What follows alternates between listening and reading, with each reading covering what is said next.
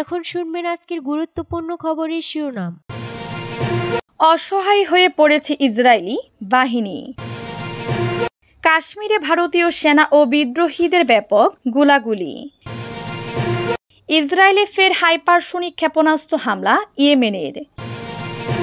রাশিয়ার ড্রোন উৎপাদন কেন্দ্রে কাজ করছেন চীনারা, অভিযোগ জেলেনস্কির।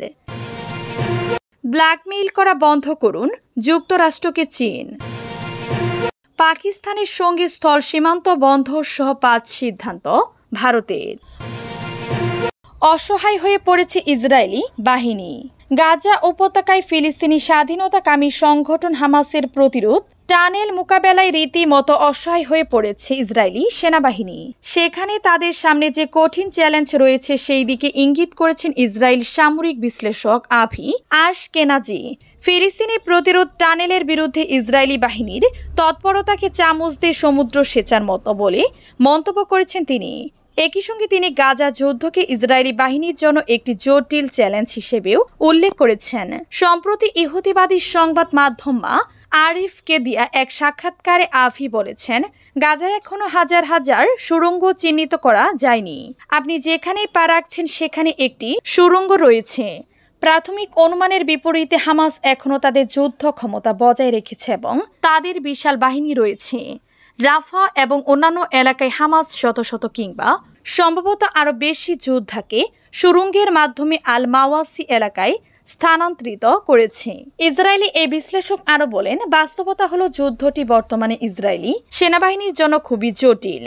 এই সেনাবাহিনী এমন একটি বাহিনীর মুখোমুখি হচ্ছে যারা গেরিলা যুদ্ধে পারদর্শী। আশকেনাজের মতে হামাস যোদ্ধারা সুড়ঙ্গ থেকে বেরিয়ে এসে গুলি চালিয়ে আবার হারিয়ে যায় এবং এই ঘটনা একই দিনে বহুবার ঘটে। এর জন্য ইসরায়েলি সামরিক বাহিনীর সতর্কতা প্রয়োজন, কিন্তু প্রশ্ন হলো তাদের পক্ষে কি সবসময় সজাগ এবং সতর্ক থাকা সম্ভব। কাশ্মীরে ভারতীয় সেনা ও বিদ্রোহীদের ব্যাপক গোলাগুলি। ভারতীয় সেনা ও বিদ্রোহীদের মধ্যে ব্যাপক গোলাগুলি চলছে। সংবাদ মাধ্যম এনডিটিভিকে বুধবার রাতে এ তথ্য জানিয়েছে। তারা বলেছে, পেহেলগামে গতকাল 26 পর্যটককে হত্যার পর আজ সন্ধ্যায় কুলগ্রামে সেনা ও সশস্ত্র বিদ্রোহীদের মধ্যে লড়াই শুরু হয়। এ সময় 2 বিদ্রোহী ভারতে প্রবেশের চেষ্টার সময় সেনাদের গুলিতে নিহত হয়। এরপর সেখানে বন্দুকযুদ্ধ শুরু হয়। বাংলাদেশ সময় রাত 9টা পর্যন্ত লড়াই চলছিল বলে জানিয়েছে এনডিটিভি।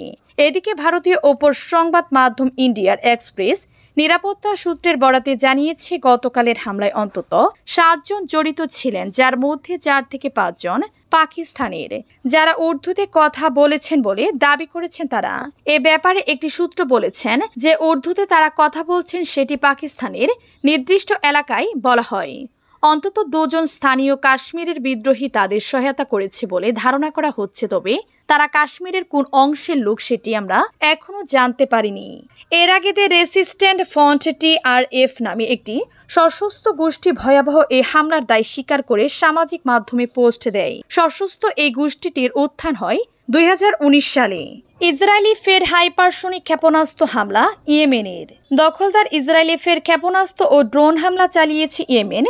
দেশটির সামরিক বাহিনী সম্প্রতি ইসরায়েলের বাণিজ্যিক ও কৌশলগত শহর হাইফা এবং তেল আবিবের উপকূলীয় এলাকা জাফায় ব্যালিস্টিক ও হাইপারসোনিক ক্ষেপণাস্ত্র এবং ড্রোন হামলা চালিয়েছে। ইয়েমেনি সশস্ত্র বাহিনীর মুখপাত্র ব্রিগেডিয়ার জেনারেল ইয়াহিয়া সারি এই খবর নিশ্চিত করেছেন।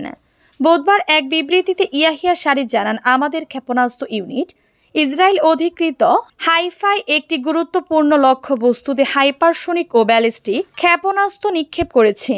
এই ক্ষেপণাস্ত্র সফলভাবে লক্ষ্যবস্তুতে আঘাত আনে এবং শত্রুপক্ষের প্রতিরক্ষা ব্যবস্থা একে প্রতিহত করতে ব্যর্থ হয়।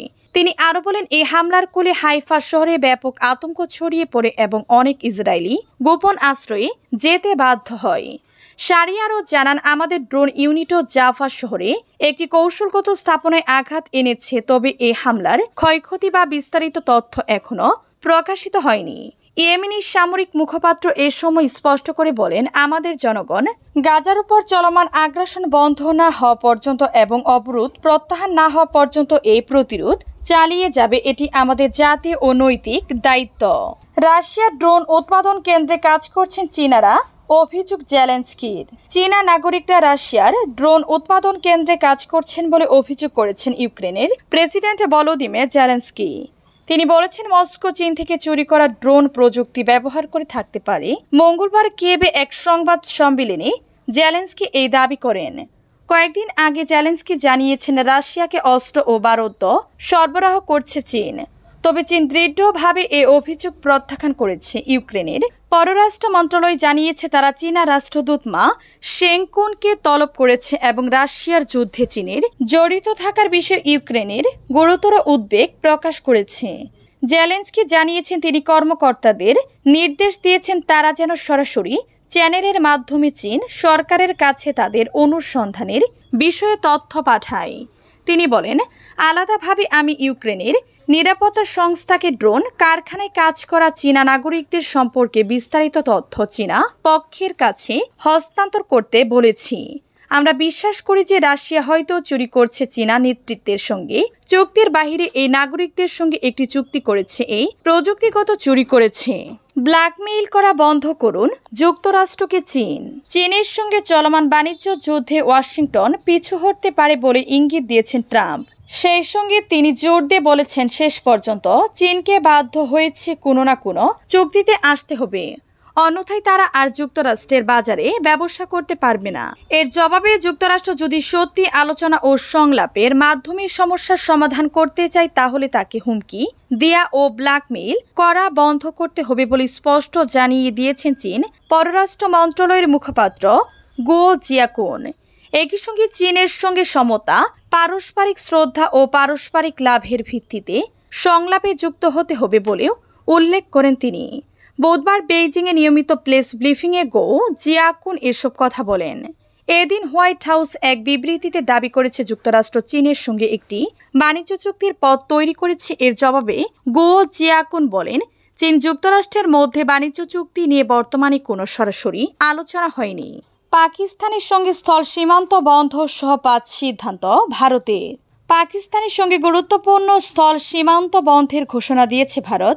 দেশটির পররাষ্ট্র সচিব বিক্রম মিশ্রি নয়াদিল্লিতে সাংবাদিকদের বলেন, আটারি ওয়াঘা সীমান্ত অবিলম্বে বন্ধ করে দেওয়া হবে। তিনি জানান, যাদের কাছে বৈধ নথি রয়েছে তারা 1 মের আগে পাকিস্তানে ফিরতে পারবেন। এদিকে পাকিস্তানের সঙ্গে সিন্ধু পানি বন্টন চুক্তিও স্থগিত ঘোষণা করেছে দেশটি। অধিকৃত জম্মু কাশ্মীরের পেহেলগামে সন্ত্রাসী হামলায় 26 জন নিহতের পরদিন আজ এ ঘোষণা দিল দেশটি।